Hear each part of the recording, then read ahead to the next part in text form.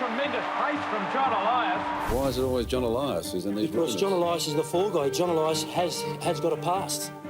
I'm not proud of this. I went from stealing cars, really good at plastic explosives, debt collecting. I read that you made a man dig his own grave. Yeah, I did that. That's stupid too, you know, Vonnie? Elias arrested after a lengthy police undercover operation. Next thing you know, we're on the floor, gun to your head and everything. Elias starting to move now, running strong. Look at John Elias. So you sign with a team in Brisbane that are full of coppers. Full of coppers. I had no idea. I was crying before the game. This game saved my life. I've said it 1,000 times, and I say to everybody, jail or the cemetery. So a nun was your saving grace. The nun. So I'm going to get emotional now because I can never forget what she did for me. And,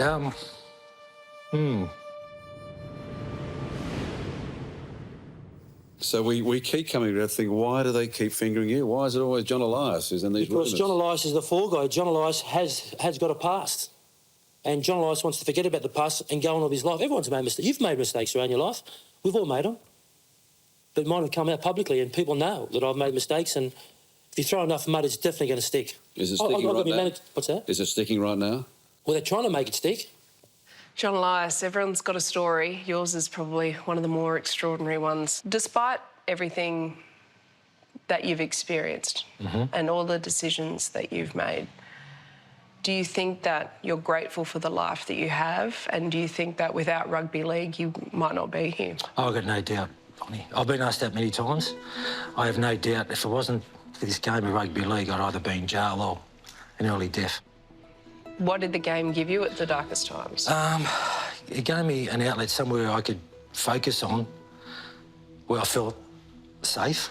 I just liked the camaraderie of teammates and just the idea of spilling blood for your mates on the footy field. That was important for me, so yeah, that saved me from what could have been a dreadful ending. The Elias name is famous or infamous, depending on which one you're asking. Yeah. And you were named after a father that you never met. So how did John Elias arrive into this world? Mum's got 3 kids at the time. Dad, his name's John. She named me after him, of course. I came out here when I was about 12 months old. It was a very tough battle for my mama. As you get older, thinking back, you think, Jesus, the pain and suffering she went through. So, but at the time growing up, I didn't think much of it. You know, I thought that was the norm. No, Dad misbehaved like kids do, and she had a hard life. Your mum, she worked herself to the bone, a young immigrant widow with young children and a baby in arms, starting a new life in a foreign country. Couldn't speak English. And she worked in a laundromat just down the road, and she was working 14 hours a day. She knew nothing about finance. She knew nothing about anything, really. The school I went to, St. Jerome's, Punch Bowl, Sister Anne King, God love her, she, I remember Mum going to her and saying, she couldn't speak English probably, could you save some money for me every week? And the Sister Anne King just took the money, saved it until she had a deposit for the house, and Mum still lives in that house right now. So it's a great story for Mama. You had such a strong female figure in your family, but no male or father figure. Do you think you missed that in many ways? The closest I had to a father figure was, I think that's when I realised, I mean, playing footy under 9s and under 10s, was a bloke called Ronnie Miller. You know, he lived up the street, and he kind of took me under his wing. I didn't know anything about, I was kind of playing footy, was okay, and he'd get me in his car. He's married himself and he had 2 children. He took me, we went to Luna Park, we went to picnics, we went to footy games. Then one day he came along and he just said, listen, John, he separated from his missus and he had to leave. He went to Coffs Harbour. And I remember that day and I cried for a couple of days, and I think that was the father figure that had ran away. It just left me, and I didn't recover for a couple of years after that. So left to your own devices a lot of the time. I was a cheeky kid. Really cheeky, not interested in school. So it wouldn't have taken much to find a little crew that you rolled around with, you know, petty crime, just doing it for kicks. You've done your research, Ronnie. Yeah, you're so 100% correct. And I was jumping out the window at night and Mum would be asleep, waiting to go to work, and we'd go and pinch cars. As you know, and I got a buzz for that, as you know, things can escalate from going from stealing cars to doing other things. So how did you go from joyriding in cars to Long Bay Prison as a 16-year-old boy? I got a knock on the door. It was about 3 o'clock in the morning, and I knew what it was for. It was for assaults. Us gangs would go around assaulting other gangs in the other suburbs, and that's what was happening back then.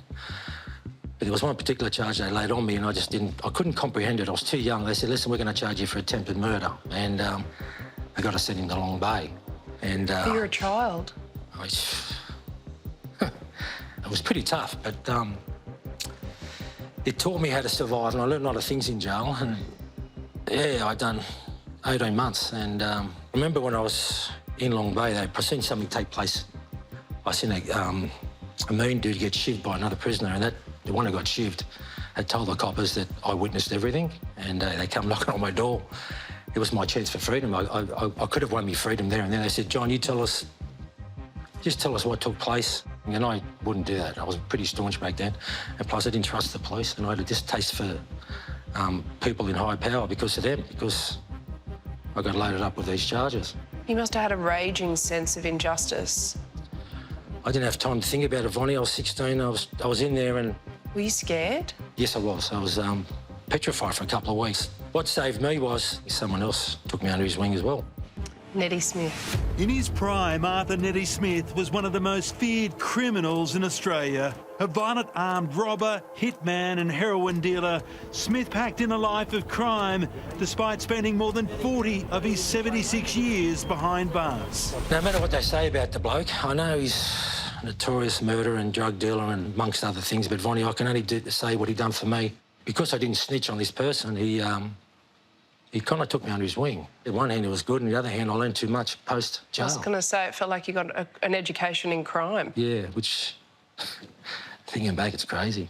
So your childhood is gone by the time you get out, and you've already done time in Australia's worst prison. And I had the assault charges to go to court with, and I was expecting to get another couple of years, Ronnie. So I've gone to the Supreme Court, and the judge we had, his name's Cameron Smith, I'll never forget, mean, notorious when it comes to sentencing. Not been known to me, the Sister Anne King at St Jerome's had helped my mum. She was in the court. And while he's sentencing me, and I remember it like it was yesterday, he's not looking at me. He said, stand up, Mr. Elias, and he's not looking at me, he was looking at her. She was behind me, she was praying the rosary. So I'm going to get emotional now because I can never forget what she did for me. And, I was expecting 2 years, and he said, listen, I believe you're not going to re-offend again. Go home. I've thanked her ever since, and I've never forgotten her. So a nun was your saving grace? The nun. Which I'm guessing you made her life at school pretty tough. I did. She still supported me. Enter Rugby League. I'm supposed to come in and get emotional, Vonnie. This is your fault. All right, it's this okay. Is your fault. Go on. Enter Rugby League, Yeah, Newtown. Yes, talk to me. Pretty handy. Turns out you're a pretty handy player. What did Newtown offer you? One of my best friends, he still is to this day, his name's Peter Ricks. A selector for Newtown, they were playing golf one day. They said, any good players in the district? He said, yeah, there's a bloke called John Elias. Go have a look. So anyway, I got a phone call. They got me into the boardroom. The first question they asked me, are you related to Benny Elias? Oh, God. I don't even know him. I didn't even know who he was. I said, yeah, he's my first cousin. Didn't know him from a bar of soap. I wish I had Benny's ability, of course, but they signed me there and then, and I was on top of the moon. People still ask if you're related. Yes, we're not related. We're close friends, but I had to use that to get a start, so... So all of a sudden, this kid who had a pretty rough start at it, he's got the promise of everything at a famous club, and you're about to be a professional footy player. Yeah, and I was on cloud nine, mind you, and I trained my guts out, and I was full-time, I had a job. Things were going really well. But first trial game, I broke an ankle and I was out for 12 months, so... So idle time and rugby league players is never a good combo. Wasn't good for me. I went to the dark side there and escalated, Vonnie. I mean, I'm not proud of this. I went from stealing cars, safe cracking, money laundering and debt collecting, plastic explosives. I really loved it. So crime and footy career are sort of travelling side by side. One goes ahead, the other fades a little bit, then the other takes over, and you've got this push and pull through your whole life. That's a good way to put it, thank you. The Jets fold. And next thing you know, I got a contract to go to Brisbane South. With Wayne Bennett. Wayne Bennett, and if I'd known the occupation of some of these people in that club, I would never have gone. Well, you've got Malvin Ingram and Peter Jackson, who are young policemen. Yeah. You've got Wayne Bennett, who was a senior police officer. Kenny Gittins, there was about 7 players. So you sign with a team in Brisbane that are full of coppers. Full of coppers, I had no idea. Did they know about your past? I've got to think they did. I mean, Wayne's not stupid. He would have done his research on me. But it turned into the best year of your life. Best football year of my life. A short time ago, Arthur asked South second rower John Elias whether he'd made the right move in coming to Brisbane from Sydney. What's your background in the Sydney competition? Originally Canterbury Junior, and I went to Newtown first, had a season with Newtown, and I broke an ankle and I was out for the year. The year after, I just went to France in the off-season, Avignon, and come back and went with Souths, and I thought I'd done really well. Yeah, I was pretty happy with it. Did you find it hard to crack it into the BRL? I was playing reserve grade. He wouldn't pick me in the first team. So I rang him one night. I was livid. I was really upset. I said, Wayne, listen, I want to be straight with you. I want to get the out of here. I want to go back to Sydney. You're still not picking me. He started laughing on the phone. And I hate that. When I'm angry and someone laughs to me on the phone, what are you laughing? He says, John, it's not your defence I'm worried about. It's your attack. It's only half the game. You haven't shown me anything. He was honest with me, and that's what I wanted to hear. So 2 weeks later, forced me away in the first grade. I had to do it the hard way. Got in the first grade, stayed there, and it was the best 12 months of my life.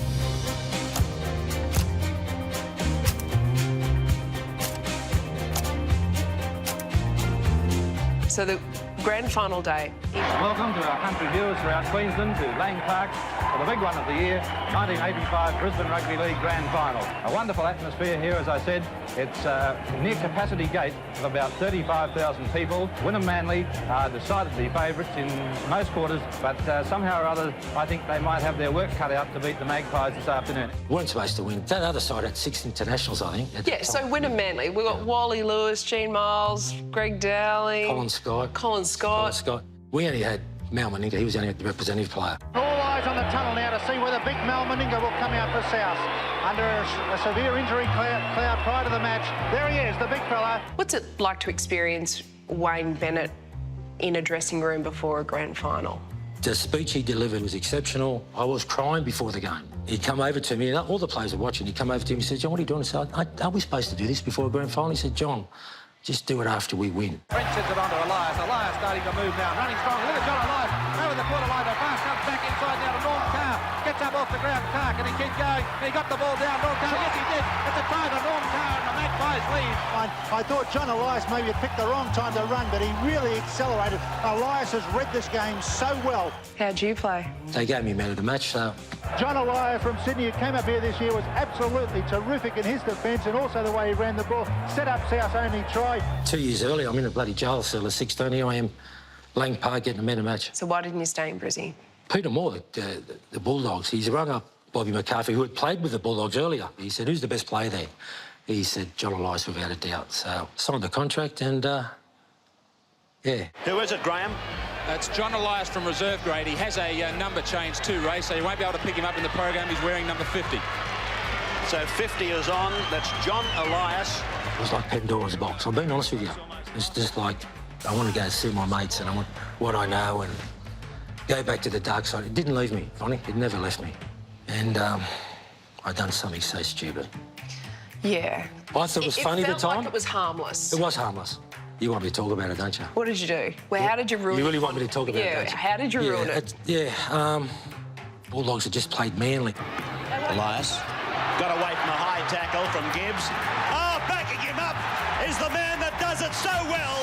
The best in the game, probably. Terry Lamb. After John Elias was able to beat Gibbs, who went for a high tackle on him.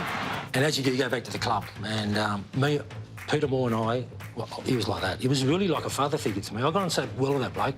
His wallet fell out. It's not about the money for me, and I've lifted it, minus his card.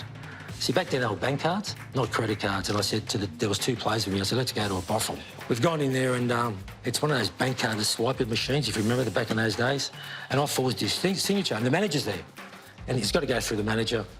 I heard him yell out, Peter Moore, where is he? Not that Peter Moore visited the place. This bloke was an avid Canterbury supporter. And we just ran out.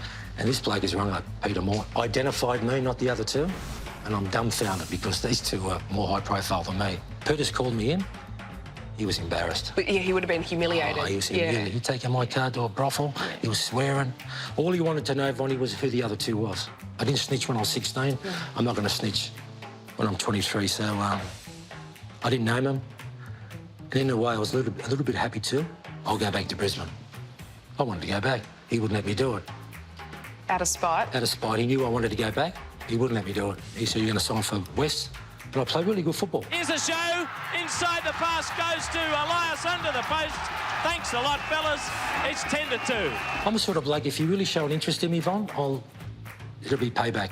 Well, Elias, since coming from Canterbury, certainly done well for the Magpies. So at West, still running any businesses out of the boot of your car? Oh, we're doing everyone a favour, Yvonne. You get things for the price. People loved it, you know. What would you sell? Oh, leather coats and suits. Yeah. People would rush to buy them. I even knew their sizes. I knew, like, people like Blocker was a 97 regular. If I had good customers, I'd give them a shirt and tie as well. I was doing people a favour. Gary Jack talks about the suits I got him anyway. He's probably still got them, to be honest. At the end of '87, there's now a bit of a bidding war. There's this amazing new brand called the Brisbane Broncos. Yes. But the Roosters also come knocking, so all of a sudden you're flush for choice. Yeah, I had two clubs. Ron Jones rang me from Roosters and he said, come and see me. I got there and he said, how much do you want? What numbers? Do you mind sharing? Nah, well, and there was a perk on the side, as they did back then, brown paper bag, and I still said no. And I went downstairs, rang Mum. It's probably the mistake I made at the time. She started crying. I didn't understand, and I said, what's wrong? She said, no, I haven't been around. You got to stay in Sydney. I don't want you to go again. And for Mama's sake, I went back upstairs, signed the contract. You know how you do something and you regret it straight away? Because Mama? Mama. I'd done what Mama wanted. Well, Arthur Beetson obviously is realising it's time for a change out there. Both the eastern suburbs replacements warming up. John Elias, we'll see what he has to offer today. For those 2 years, Ronnie, I mean, nah. Well, why wasn't your heart in it? The first year, I must tell you, the first year I trained my backside off, I loved Arthur Beetson. He's just a champion bloke. I've got a story to tell you about him. It's so funny, but I love Arthur Beetson. Trial game, we played against Balmain and I got a fractured cheekbone. First game, it was probably 2 minutes into the game, and that put me out for 5 weeks. You know what happens with me, Ronnie. If something bad happens, which is a bad attitude to have, I'll go and venture and do something else. And that's what I did for a couple of weeks. But I got back and played a few first grade. That season was pretty good. But then Arthur got the sack, and Russell Fairfax was the coach, and I was on the reserve for reserve grade. I didn't care. Everyone loves Arthur Beetson. Every single person. Funny, can I tell you a funny story about this one? Pre-season, Arthur likes to play poker. There was one time, there was a bloke called Tommy the Thief. Anyway, I should have known better. We're playing cards and he's losing his money. He had this gold chain on, Ronnie, and I loved it. I said, I love that gold chain you got on. Do you want to sell it? He said, no. 18-carat gold it was. It was beautiful. Anyway, he's losing his money, this poor bloke. Done his money cold. And out of his pocket, he threw me this gold chain. And so I paid $3,000 for a $10,000 gold chain. About 3 days later, Ronnie, this green coming off the gold chain. It's on my hands, and I was angry. I just got robbed. Yeah, well, you've been made a mug of too. I was made a mug off. I got robbed. That can't happen to me. So I rang Arthur. Arthur, I want this Tommy the Thief. I want his address. I want to now. Arthur starts laughing. I said, what are you laughing for, Arthur? Well, John, if you want to know the truth, you're lucky. I said, what do you mean I'm lucky? I just got 3,000. He robbed me. He says, I cashed a cheque for him for 5,000 and it bounced. I haven't seen him again. And me and Arthur were very close after that. Geez, I laughed so hard. I said, Arthur, thank you for that story.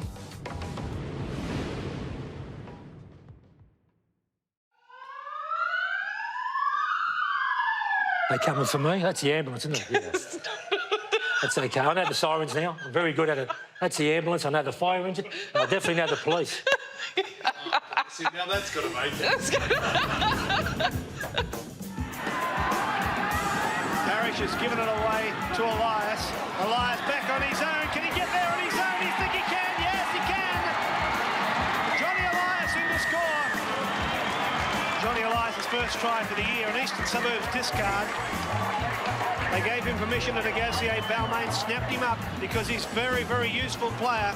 So you ended up at the Tigers. This is '89. So we've got, like, the height of the Balmain Tigers happening. We've got your namesake, Benny. Your cousin. Yeah, cousin. Here's Elias again, off Parrish. Elias, he's got O'Brien with him. O'Brien can't go. He got away from Allenson who tried a real head-high tackle. So you're into this powerhouse club that's really experiencing a flush of amazing representative talent. So how did it unlock the best in you? 1990 was my year.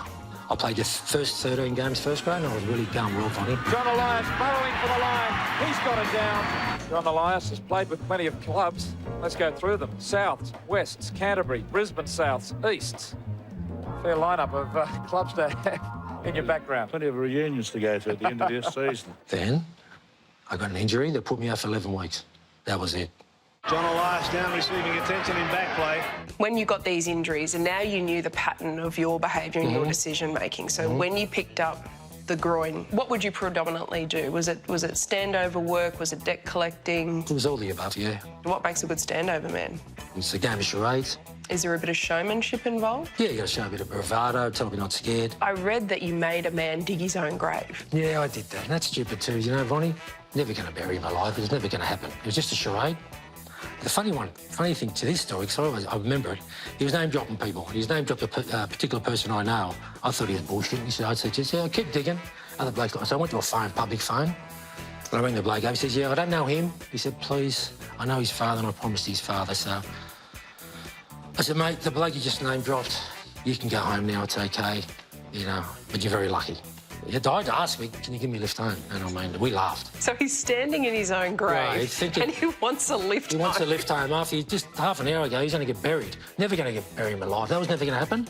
That's part of being a collector. It's just a charade. But he was terrified for his life.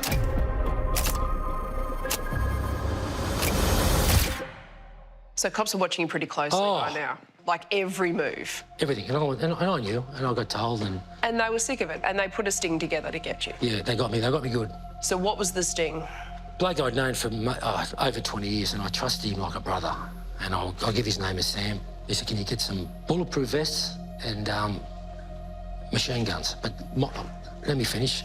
First of all, I didn't know bulletproof vests were illegal. Bikies loved them. We sold hundreds to them. And the machine guns, they were collector's items, Vonnie. There was no trigger. And they were disassembled, you know what I mean? Like, they're just... So parts of a machine gun? Machine gun parts. And I sold it to the bloke. He said, oh, I love them. They loved them. He's an undercover cop. So this undercover cop was a gun collector? Gun collector, yeah, he was. Right. I suspected there was something wrong because he kept ringing me, can you get me more stuff? And one particular time outside the footy stadium, I met him. I went to touch him and I could feel something there. He said, it's a gold chain. So I went back to Sam. I said, Sam, I think he's wide, this bloke. Don't be stupid. On my life, on my kid. You know, and next time we went at a storage place at Cogra. We brought in bulletproof vests and machine gun parts. Next thing you know, we're on the floor. The door's open and there we go. Elias and former St George skipper Mick Beattie were arrested after a lengthy police undercover operation. Police claim they found a number of bulletproof vests and military machine guns in this Tempe storage depot. So you had 20 cops or more, I'm guessing? Everywhere. Crawling. Gun to your head and everything. So they went to quite an extreme length and an elaborate undercover sting to just get you. Just to get me. Have you thought about what it was like for your family to be on the other side of this wild life that you were leading and to watch you go through this pattern? Yeah, I let him down. I let Mum down. She always uses the excuse, no dad, but I never use that as an excuse. So then this indestructible character of John Elias then gets a devastating diagnosis. I got diagnosed with non-Hodgkin's lymphoma. And still at that time, I wouldn't listen to nobody. This is 99, mind you, 1999. I retired from playing footy, but we organised the Lebanon team to play France at Homebush. I laughed at him. I said, you sure? He said, I said, you got to go do chemo now. I laughed. I said, it's stupid. I was laughing. I said, no, that's got to wait.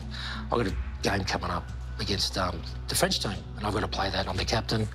I'm part of, you know, part of me. I was part of getting them there. I was, no way I'm not going to play. He looked at me as if I was some lunatic. So you've just been told you've got cancer, but you're like, hang on, I've still got a game of footy to play. This is a doctor, this is an oncologist telling me, you cannot play. And I didn't listen to him. Long story short, I played. 2 days later, I was in hospital. I was excuse the French. More chemo. And then stomach burst while I was driving a car. And they took out, as we speak now, they took out 3/4 of my stomach. And I could only have small meals. But I'm okay. I'm alive and happy and grateful. The relationship and friendship and trust you have with, and the history you have with Wayne Bennett is amazing. And you said it so well. You said Wayne has a really good way of communicating with me, even though he doesn't say a lot. Doesn't say anything funny. When I first got there, I didn't speak to him for about 4 months. Only by chance. We'd done off-season training. We went to a restaurant. He had nowhere to sit, this bloke. He had to sit right next to me at a pizza place. And he had to talk to me. I mean, Wayne likes to sit back and observe. Obviously, he didn't like much what I was doing, I don't know. And we started talking. He said, what's your mum's name? What's your dad's name? Dad's name was John. I said, was. He said, what do you mean? I said, he died before, you know. I gave him the history. From that moment, we had the connection. So what are you doing with yourself these days? Just a couple of months ago, I applied Young Offenders Rehabilitation Program. It's a 400-hour thing, and I thought long and hard about it because I want to get the message across. I really do. I think it's my duty, you know, what I've been through. It is my duty. I just want just kids to listen. So crime-free, cancer-free, and now onto career number 3. You're good. Yes, that's the one. That's what I want to do. I want to get the message across. I think you've got such a powerful message to share. There's thousands that want to do it as well, their message, but I want to get this one across. Thousands haven't had the experiences you have. Yeah, more. That's why I want to get it across the young kids. Just one. Put the fear of God into them. Do you see a lot of yourself in some very angry, young, volatile men that we have in rugby league? I have a fear for the young kids, Connie. I really do. Have you done a lot of mentorship? Yeah, I've coached junior league and taken a lot of kids under my wing. This game saved my life. I say that wholeheartedly. It saved my life. Some don't understand that. I mean, I've said it 1,000 times, and I say to everybody, jail or the cemetery. How do you begin every day now? I do the serenity prayer. God grant me the serenity to accept the things I cannot change and the courage to change the things I can. Amen. Well, Johnny, I think you're one of the more extraordinary people that we have. Nah, you've been silly now. No, just... You're the original rugby league bad boy. I definitely We can safely say that. I think I am. Thank you. I was. Was. The OG. Thank you for having me. I really appreciate it. You know why I'm on here? Because I trust you.